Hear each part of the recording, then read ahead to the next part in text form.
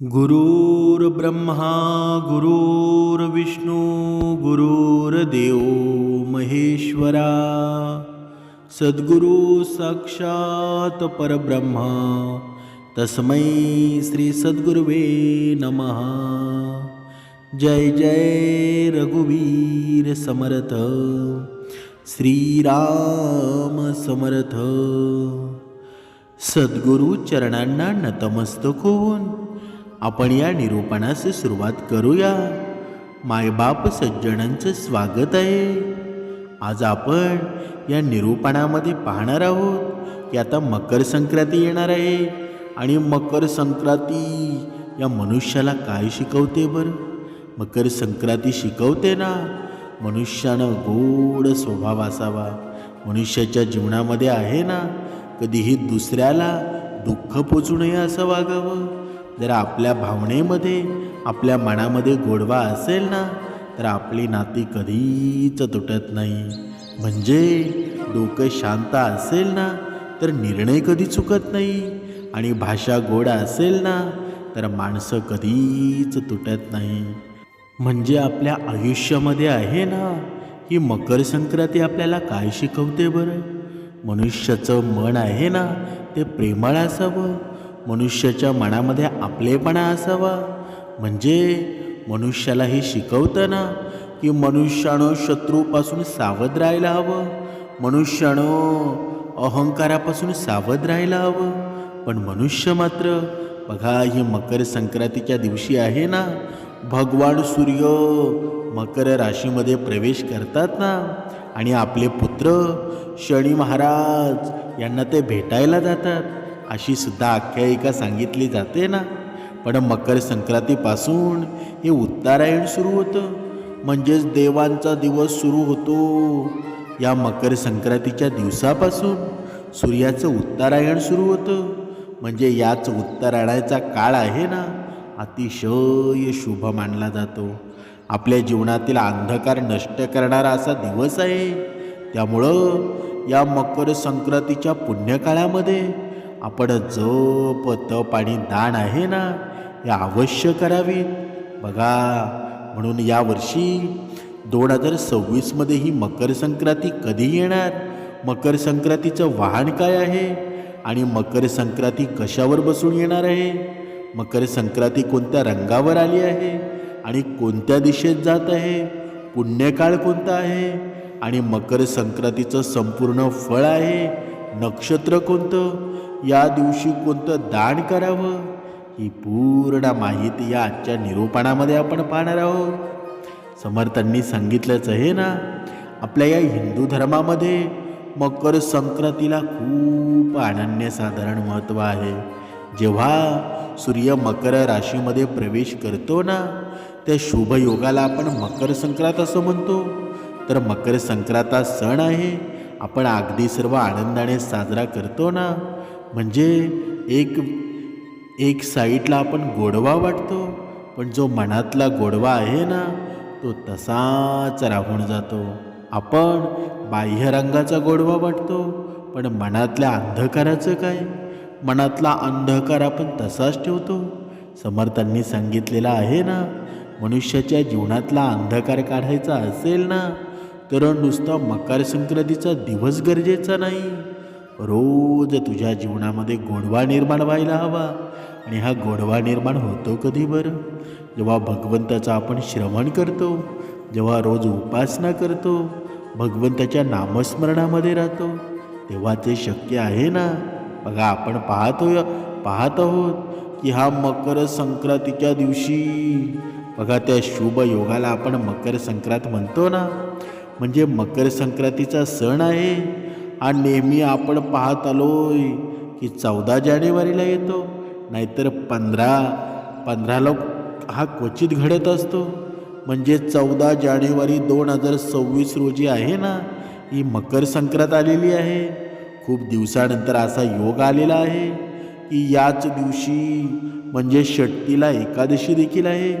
अतिशय शुभ अशी ही तिथी आहे ना।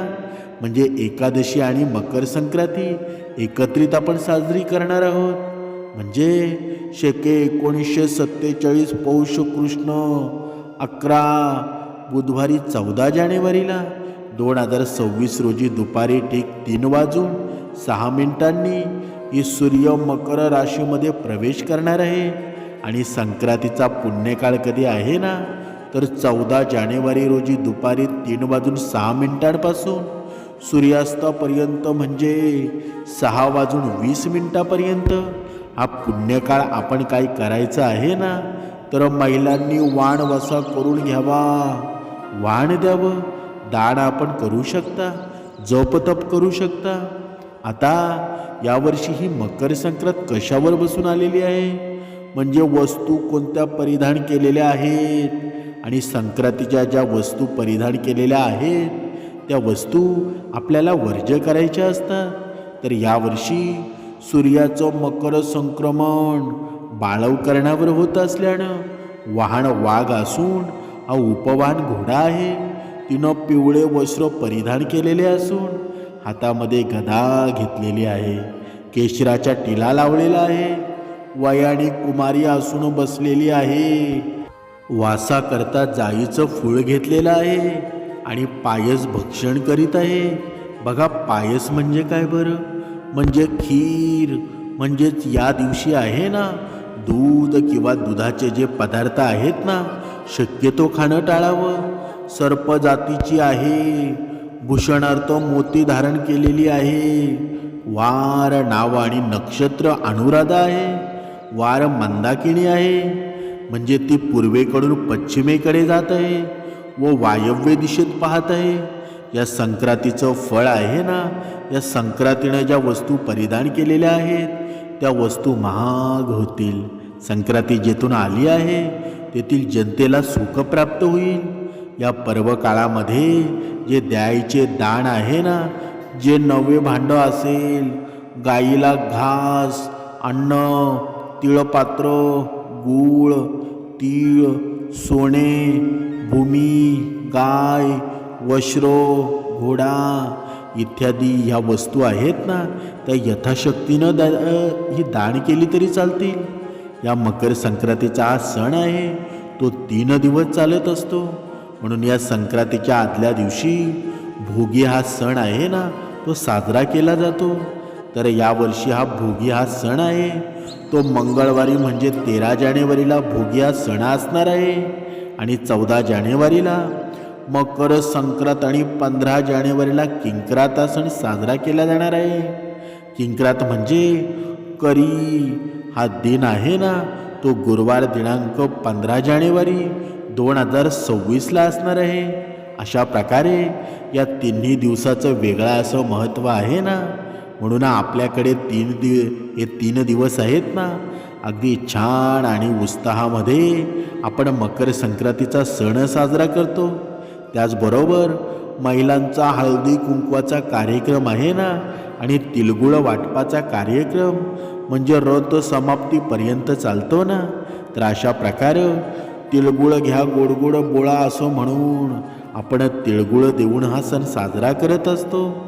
म्हणजे आपल्या जीवनामध्ये आहे ना, आपण ह्या मकर संक्रांतीच्या दिवशी एकमेकांमध्ये गोडवा निर्माण करण्याचा प्रयत्न करतो. पण आपण बाह्य स्वरूपाचा गोडवा देतो, पण आपल्या आतमध्ये साचलेली ही घाण आहे, आपल्या आतमध्ये रुतलेला हा काटा आहे, आपल्या आतमध्ये अवगुणांची ही परझड झालेली आहे. या पूर्ण साचलेल्या घाणीला आपण कधी बाहेर काढणार आहोत? कधीतरी या गोष्टीचा आपण विचार करायला हवा. आयुष्यामध्ये आहे ना, ही मकर संक्रांत आपल्या रोज आली पाहिजे, पण आपण मात्र तिळगुळ घ्या गोड गोड बोळा, आपण आपल्याशी बोलत नाही त्याला तिळगुळ देत नाही. जो आपल्याशी बोलतो ना त्यालाच आपण तिळगुळ देतो. पण या दिवशी तुम्ही अहंकाराने भरलेले असाल, तुम्ही लोभी असाल, सर्व काही विसरून जा. या दिवशी खरी क्षमा मागायची असेल ना, तर ती आपल्या आईबापाची मागा, आपल्या बहिणीची मागा, आपल्या भावाची मागा. बघा, जेव्हा आपण लहान होतो ना, लहानपणापासून आपले बहीण भाऊ आई वडील किती आनंदाने दिवस घालवत होतो. जेव्हा लहान होतो ना, जेव्हा आपण शाळेत जायचो, तेव्हा आपल्याला काही झालं ना तर आपली लगेच बहीण आपल्यावरची ओढ घ्यायची ना, की माझ्या भावाला जर कोणी मारलं ना तर मी तुला खूप मारेल. म्हणजे ते प्रेम किती होतं बरं. पण आपण जसं मोठं झालो, एकमेकांची लग्न झाली, तेव्हा आपलं प्रेम कुठं गेलं बरं. आताचे बहीण भाऊ आहेत ना, एकमेकाशी बोलतसुद्धा नाहीत. आई बाप मुलं एकमेकांचं तोंडसुद्धा बघत नाही. हे कशामुळं झालं बरं. जेव्हा तुमचं लग्न झालेलं नव्हतं तेव्हा तुम्ही बहिणीशी व्यवस्थित होता, पण तुमचं लग्न झालं, ही पिवळी हळद अंगाला लागली आणि तुम्ही अचानक चेंज झाला. असं का होतं. आपल्या आयुष्यामध्ये आहे ना, रोज मकर संक्रांती यायला हवी. जर तुमच्या जीवनामध्ये तुम्ही विचार करा, तुम्ही जेव्हा लहान होता ना, तुमचं जीवन किती सुंदर होतं. तुमच्या जीवनामध्ये किती गोडवा होता, किती प्रेम होतं. तो गोडवा आता कुठे गेला बरं. कधीतरी आपण लहान होऊन जगावं. हे लहानपण देगा देवा, तुझा विसर ना भावा. भगवंताने सुद्धा बघा संतांनी सांगितलेलं आहे ना, भगवंता मला पुन्हा लहान कर. जेव्हा तू मला पुन्हा लहान करशील ना, तेव्हा माझ्या या जीवनामध्ये, या मनामध्ये अहंकार नसेल, लोभ नसेल, गर्व नसेल. मी फक्त बाळ असेल. आईने मला काही सांगितलं ना, माझ्या बहिणीने मला काही सांगितलं, मी त्यांचं सर्व काही ऐकत होतो. पण आता अशी जादू काय झाली की मी पूर्णपणे बदलून गेलो. कधीतरी या गोष्टीचा विचार प्रत्येकाने करावा. आयुष्यामध्ये आहे ना, आयुष्यामध्ये प्रेम निर्माण करायचं असेल तर समर्थांच्या विचारांवर चाला. हे समर्थ विचार तुम्हाला कधी पराजित करू देणार नाहीत. तुमचा विजय निश्चित होईल. आयुष्यामध्ये किती जरी संकट जरी आली ना, तरी हे समर्थ विचार तुमचा विजय करतील. समर्थांनी सांगितलेलं आहे ना, आयुष्य खूप सुंदर आहे, पण जगावं कसं हे ज्याला समजलं ना, त्याच्या जीवनामध्ये आनंदी आनंद येऊन जातो. म्हणून हा 2026चा हा मकर संक्रांती सण आहे ना, हिंदू धर्म, या हिंदू धर्मानं, या सणांनी आपल्याला काय शिकवलं बरं. मनुष्याच्या जीवनामध्ये द्वेष असतील ना, हा जो अहंकार असेल, हा राग असेल, या सणांनी आपल्याला शिकवलं की मनुष्याने सर्व विसरून एकत्र यावं. मनुष्याने सर्व विसरून नाती जपावी. आपल्या जीवनामध्ये प्रेम निर्माण करावं, गोडवा निर्माण करावा. पण मनुष्य हे करतो का बरं. कधीच करत नाही. दुसऱ्यांना माफी मागायला लावतो, पण स्वतः मात्र माफी मागत नाही. हा आजचा मनुष्य आहे ना, हे असं का बनला आहे बरं. कारण तो धर्मापासून वेगळा झालेला आहे, अध्यात्मापासून वेगळा झालेला आहे. त्याच्या जीवनामध्ये भक्ती राहिलेली नाही. तो दान धर्माला महत्त्व देत नाही. समर्थांनी सांगितलेलं आहे ना, या संक्रांतीच्या काळामध्ये आपण दान धर्म केला पाहिजे. बघा या पर्वामध्ये आहे ना, या काळामध्ये वस्त्रदान माणसानं नक्कीच करावं. भांड्याचं दान केलं तरी चालेल, अन्नदान करावं, फळे दान केली तरी चालतील, गायसुद्धा दान करावी. नवीन भांडं आपण देऊ शकता, तिळपात्र देऊ शकता. ब्राह्मणाला किंवा याचकांना दान करत असताना आपण अन्न देऊ शकता.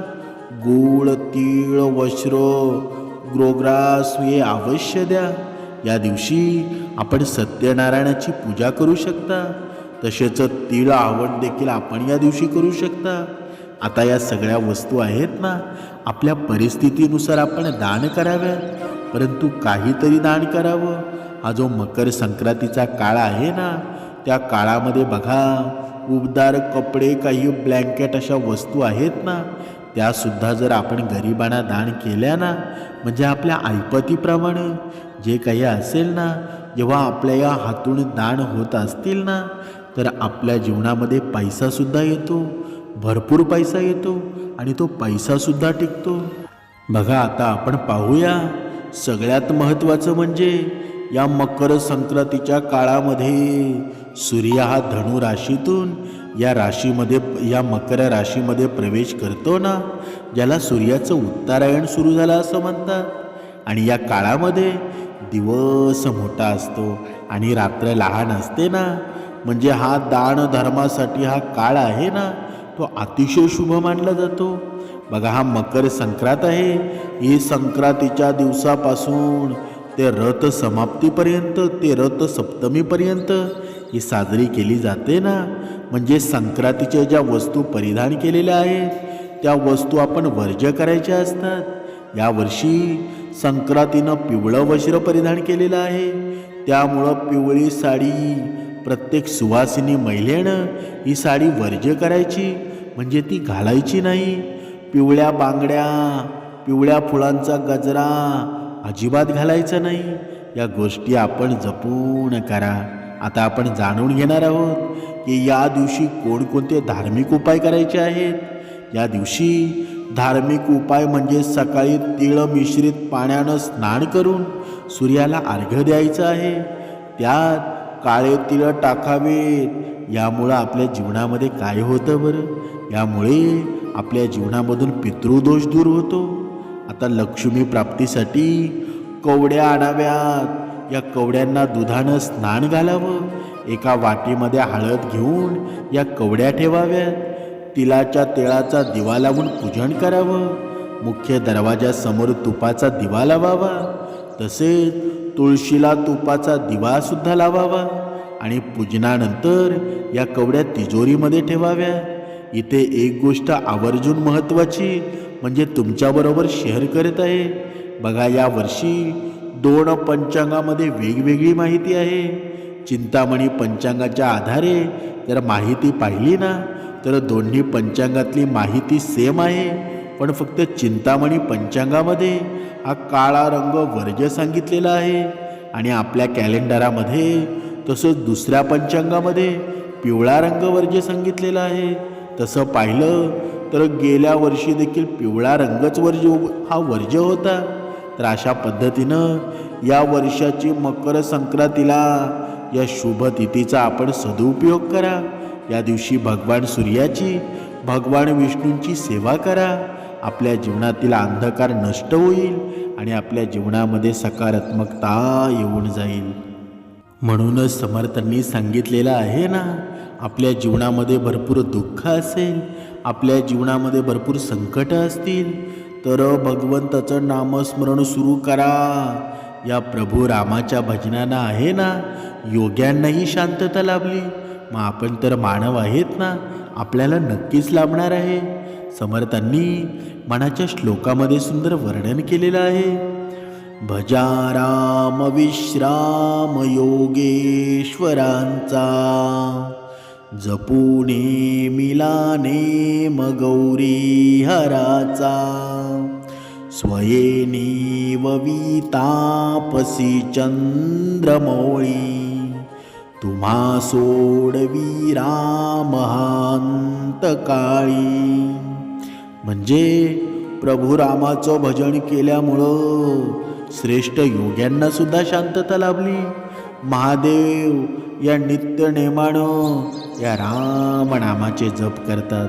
या रामनामामुळं महादेवाचा दाह दूर झाला.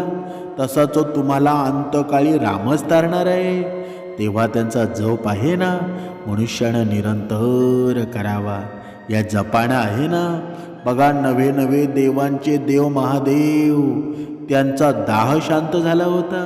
आपण तर मनुष्य आहोत ना, जर मनुष्यानं निरंतर हे नामस्मरण केलं तर आपल्या जीवनामध्ये सुख आल्याशिवाय राहील का बरं?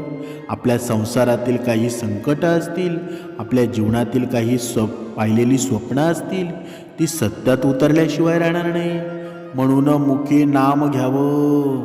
राम कृष्ण हरी आहे ना, आपल्या जीवनामध्ये हे निरंतर नाम असेल ना, तर आपल्याला कधीच हरवू शकत नाही. आपल्या जीवनामध्ये विजयच होईल. आणि हा विजय समर्थांनी आपल्याला कशा प्रकारे करायचा हे समर्थ विचारांनी सांगितलेलं आहे ना. आपण पुण्यवानच आहोत, फक्त आपण मार्ग चुकलेले आहोत. आणि हा मार्ग प्रत्येक मनुष्याला समर्थांनीच दाखवला ना, म्हणून त्या समर्थ मार्गावर चला, तुमच्या जीवनाचं कल्याणच होईल. जीवनामध्ये तुम्हाला मार्ग सापडेल. 2 वेळची उपासना करा, रोज श्रवण करा, नियम सांगितलेले त्यांचं आचरण करा. तुमच्या जीवनाचं कल्याण होऊन जाईल. जय जय रघुवीर समर्थ.